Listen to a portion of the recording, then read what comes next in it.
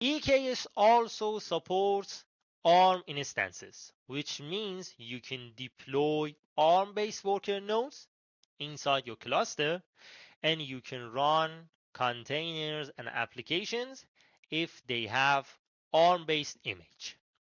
In this lesson, you will learn how you can deploy ARM-based Kubernetes worker nodes and deploy ARM-based application and image. Let's get started. If you didn't join our social media, please follow our LinkedIn, Telegram, Facebook, Twitter, as well as our YouTube channel. AWS provides ARM-based 64-bit CPUs, which called Graviton. Graviton is an ARM-based CPU especially designed by AWS, and you can run your applications, you can run your containers, and you can run your virtual machines using this CPU family. Graviton version 2 CPU is available on 6th generation of instances, and Graviton version 3, which is much faster, which is more efficient, they are available on 7th generation of instances in AWS environment. ARM-based CPUs provide more performance with less power consumption in comparison with Intel and AMD processors. And because of that, their cost is much less than Intel and AMD CPUs. So you can deploy your applications in your EKS environment with more performance, with less price and less cost. Some key facts about ARM-based instances are if you try to run Redis, you get up to 35% performance. They are up to 35% faster than normal Intel and AMD CPUs. If you try to run something like Apache Cassandra based on their test, based on AWS team test, it can provide you more performance up to 30%, and for something like MongoDB, it provides you higher throughput up to 115% than normal x86 family processor, Intel and AMD processor. And about the power consumption in comparison with Intel and AMD processor, the power consumption of ARM-based instances is up to 70%. And about the cost of running ARM-based instances is up to 20% less than Intel and AMD CPUs. When you should choose ARM-based instances instead of running normal instances with Intel and AMD CPUs or a general x86 family. There is a big if. Your application needs to be deployed and needs to be compiled for ARM architecture. And if your application can be compiled for ARM-based CPU, you can definitely choose ARM-based instances. And if you use some interpreter language like Python, you should use the runtime available for ARM-based CPUs and put your application inside the proper image. So if you can run your application on ARM CPU, it's better to choose ARM-based instances because they are providing you more performance with a less power consumption, with a less price and cost. In AWS, there is a simple rule about instance type naming convention. The first letter provides you instance family. And if you check this link, you can find what is instance family. For example, the C stands for compute optimized, D is a dense storage, F for FPGA instances, G for graphics intensive instances, and so on. And the next part is the instance generation.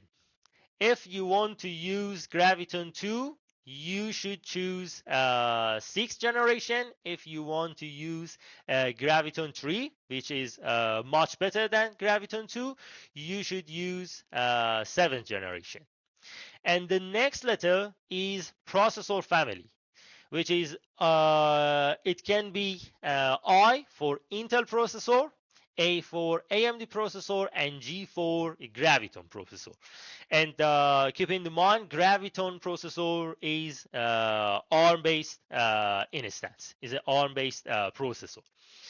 And the next letter is additional capabilities can be provided with this type of instance. And if you check additional capabilities, it's like something like instance, store volumes, network, and EBS optimized instances, and much more. And then the size of instance. To deploy ARM-based EKS worker nodes, the first thing you need to do is to find ARM-based instances. To do that, you can run AWS EC2 describe instance types commands to find ARM-based instance types. So if I check this command, it provides me all the available ARM-based instances. And if I want to filter them, for example, I want to find ARM-based instances with 2 virtual CPUs and 4 GB of RAM, I can run this command to filter the results. And there you go. Is it all available ARM-based instances? And they provide 2 virtual CPUs and 4 GB of RAM. And the process to deploy ARM-based worker node is so simple. You can deploy your ARM-based worker node using fully managed node groups. You can choose custom launch template. You can deploy self-managed worker node. You can use Bottle Rocket.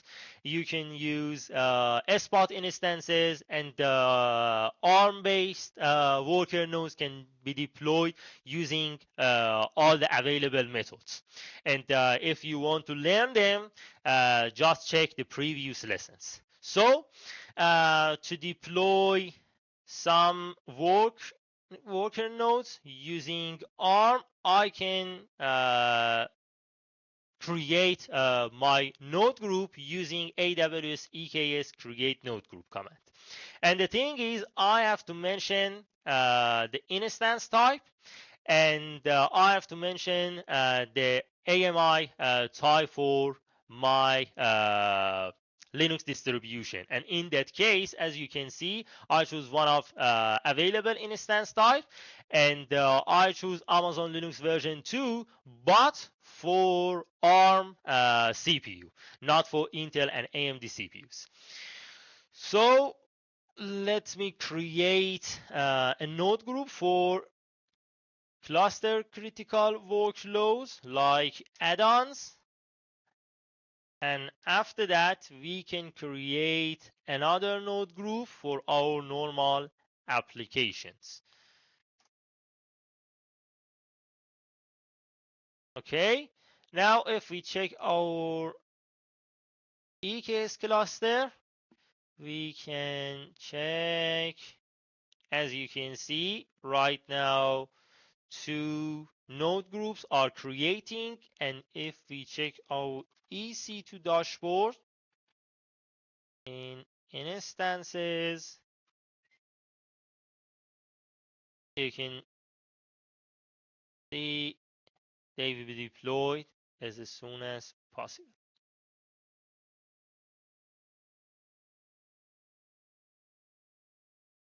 Okay, now we can check AWS EKS update kube config for cluster name kube dummy. Now we can get all nodes, and now we have 2 worker nodes, and after some time the status will become ready. Yeah, there you go.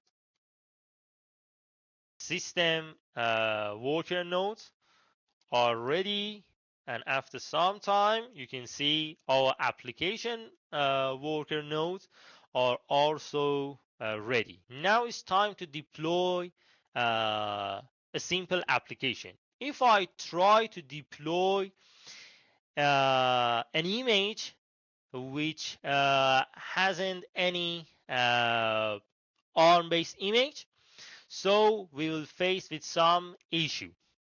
If I try to deploy this application has no any ARM image, and if I try to deploy that, you can see it faced with some error. And if I describe it,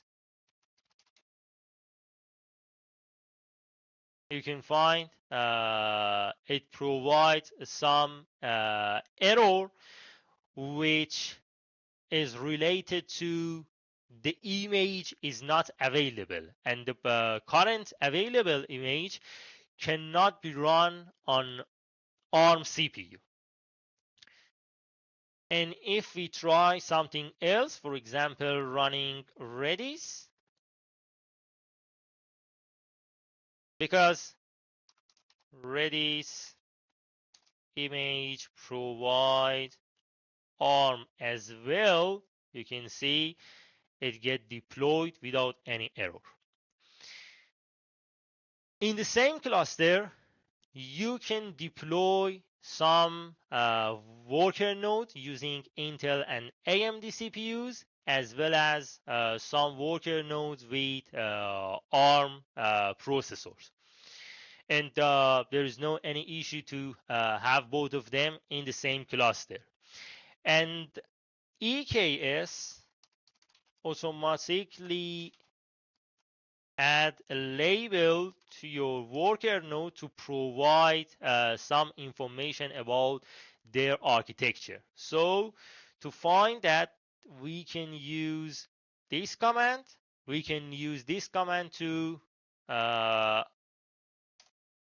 show the architecture of the machines. And as you can see right now, we have only ARM-based worker nodes, and we can deploy our application.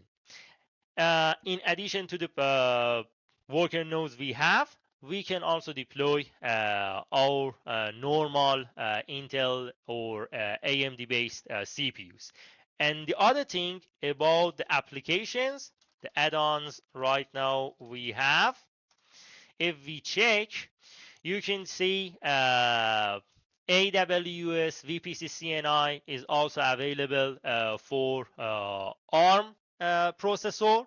Core DNS is available, kubeproxy is available, and most of critical add-ons and operators and applications you need inside your Kubernetes environment are available for ARM CPU.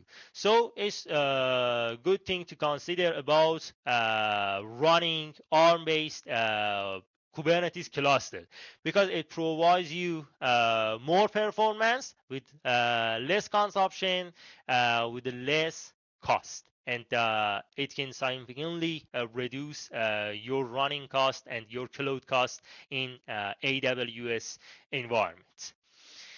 And yeah, that's it. The good thing about ARM-based CPU is they are RISC.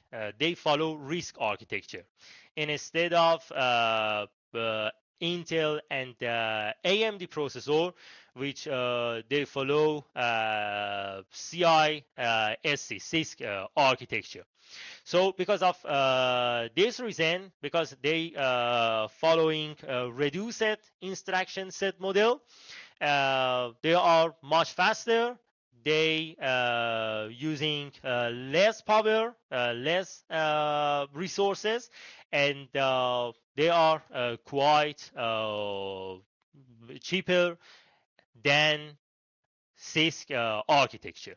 So you can start using them inside your EKS and Kubernetes cluster.